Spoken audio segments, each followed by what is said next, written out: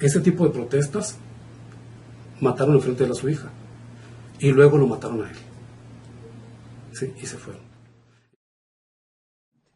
Cuando un vecino mío fue secuestrado, en el fraccionamiento donde yo vivo somos 80 casas, y este vecino fue secuestrado afuera del fraccionamiento, y todos ahí, los vecinos, cayeron en un pánico, ¿no? Entonces cuando llegué yo con mi esposa y nos dimos cuenta que estaba pasando, y todos estaban en un pánico, no sabían qué hacer, nos juntamos en una casa.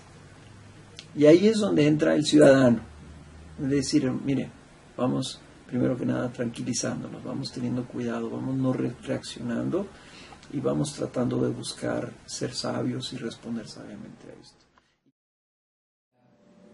Una hija de un primo mío fue secuestrada y mutilada de unos miembros.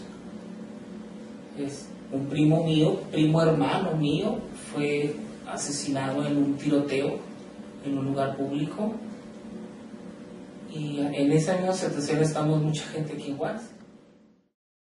La situación tan complicada que vive Juárez, que a nosotros los universitarios nos ha afectado, porque además tenemos ya compañeros profesores nuestros muertos. En 2 años llevamos 3 o 4 profesores universitarios asesinados.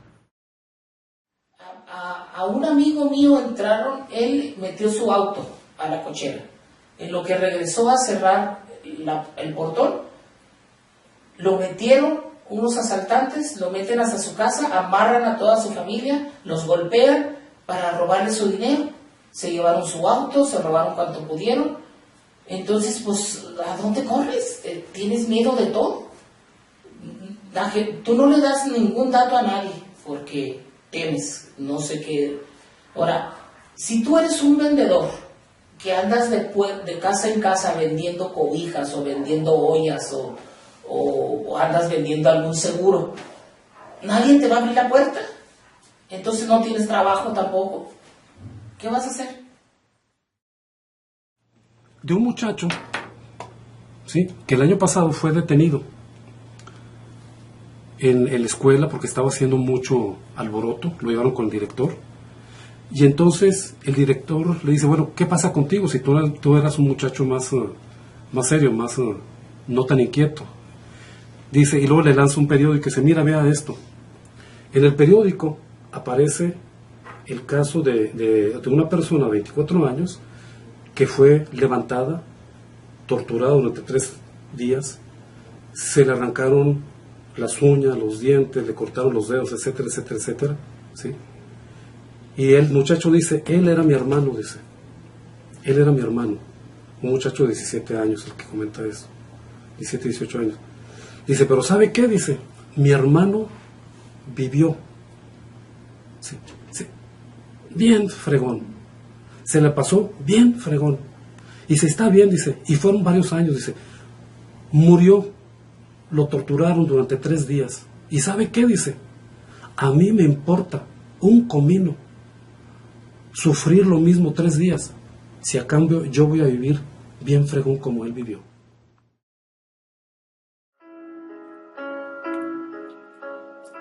La otra tarde abrí los ojos. Vi un jardín en el que el cielo lloraba constante. Caían aguaceros sus lágrimas y con rayos y truenos las pizcas de luz trataban de borrar los dolores que embargaban a las flores oscuras.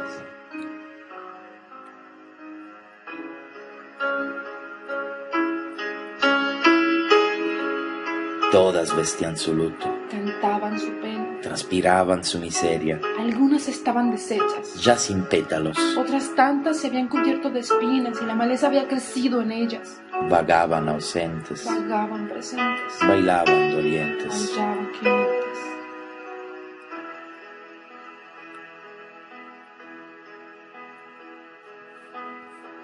No tenían fuerza en sus tallos, Se habían convertido en títeres del viento que las arrastraba de un lado a otro. estaban donde no querían estar. Pero ahí estaban.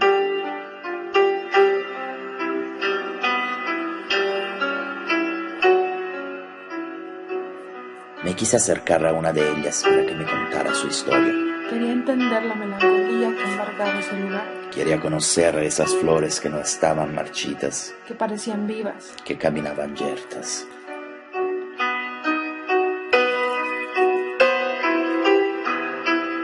Me deslicé suavemente por el césped, formado de clavos y tornillos.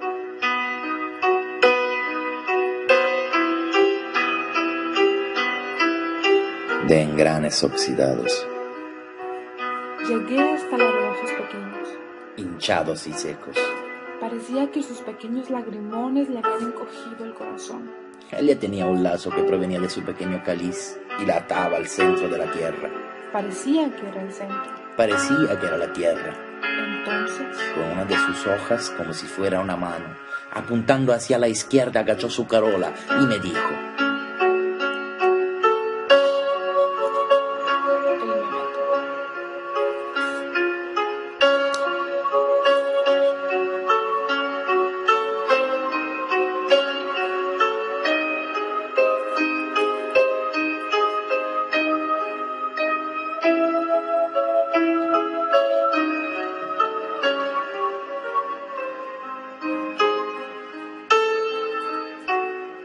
No quise quedarme.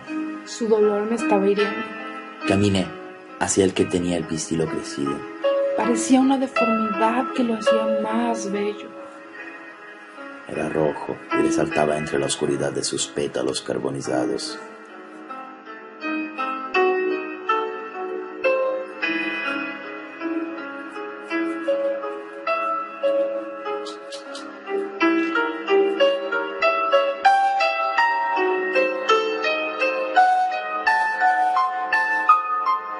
Cuando se dio cuenta de mi presencia, Se encogió y dejó derramar todo lo que estaba conteniendo. el aguacero interno El más denso que jamás había imaginado y creído que podía guardarse dentro. señaló un punto al horizonte y me dijo: Él me arrancó.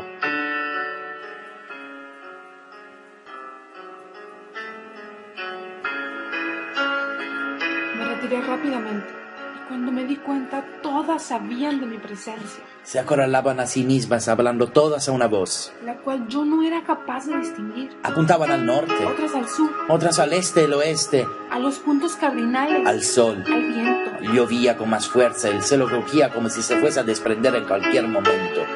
Él me pesó, Él me mató, él me aplastó, él me extirpó, él me asesinó. él me lapidó.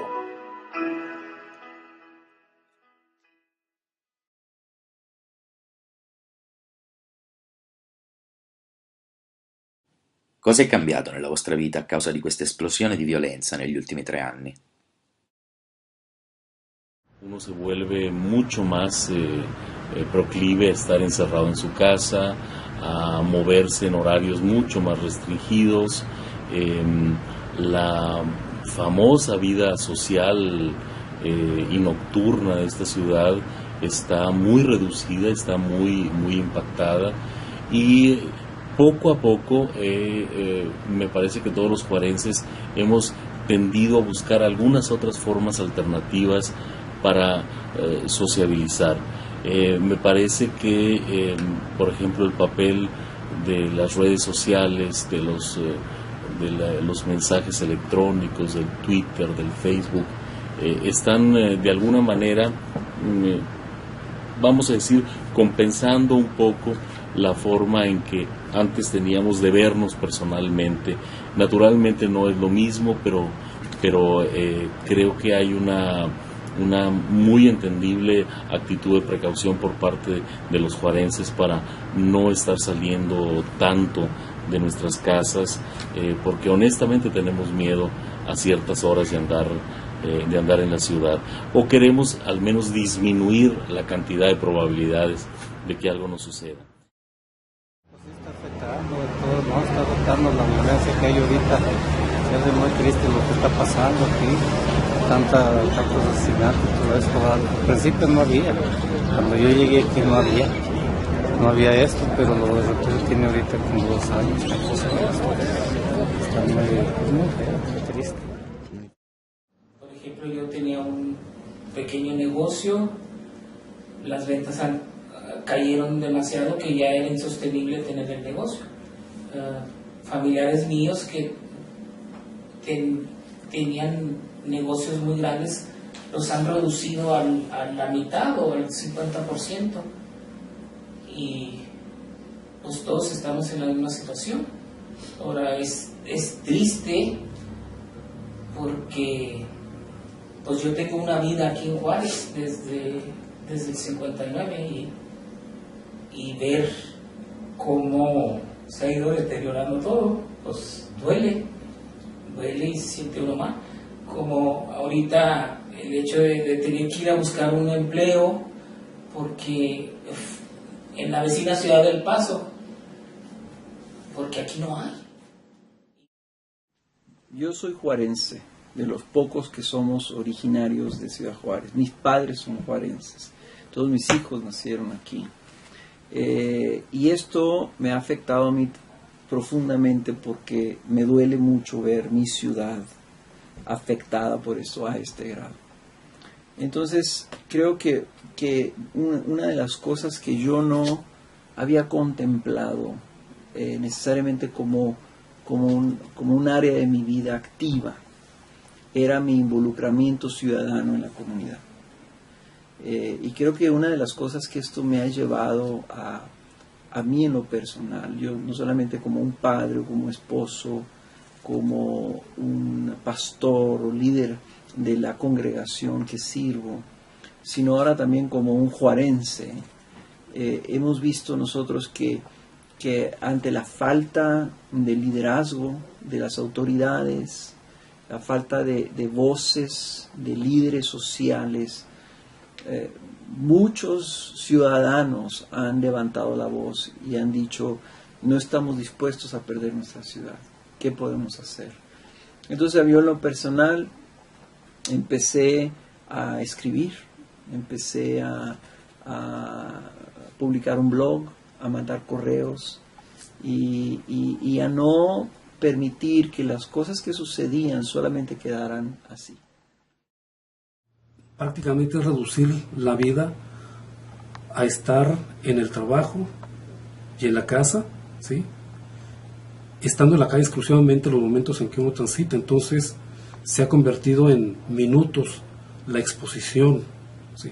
Pero estar en el hogar no quiere decir que uno está salvo, porque alrededor de cualquier hogar, alrededor de mi propio hogar, bueno, ha habido asesinatos, ha habido asaltos, ha habido toda clase de cosas que uno se puede imaginar. Y pues lo único que puede hacer uno es tratar de prevenir. Yo creo que tomar precauciones, medidas, es uno de los principales, digamos, pasos, y porque realmente, y guardar una esperanza para lo que pueda suceder por parte de, digamos, de quienes tienen la autoridad, quienes la representan, porque realmente no se ve que esto tenga un fin. Realmente esto es una escalada.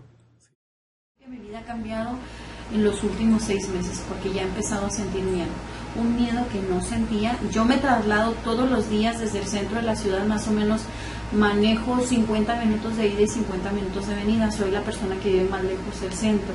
Y pues me han tocado ejecuciones, no me ha tocado estar en fuego cruzado, pero ya de ver recién ejecutados, etcétera, de ver que la situación de la violencia contra las mujeres aparentemente es un tema olvidado para el gobierno, pero no para los agresores, y que cada vez están más empoderados. Eso me ha dado un tanto de temor por qué pueda pasarle a mis compañeras, porque además yo soy la responsable del centro y de ellas, y qué me pueda pasar a mí. Y luego, pues, qué le puede pasar a mi pareja, a mi hijo, etcétera. Sí ha cambiado, y lo he expresado en mi cuerpo porque me he venido enfermando de cansancio, de que no me puedo levantar, de que no estoy completamente estable, y que además los casos me afectan más. O sea, me llegan a veces hasta a las lágrimas, cosa que yo no hacía.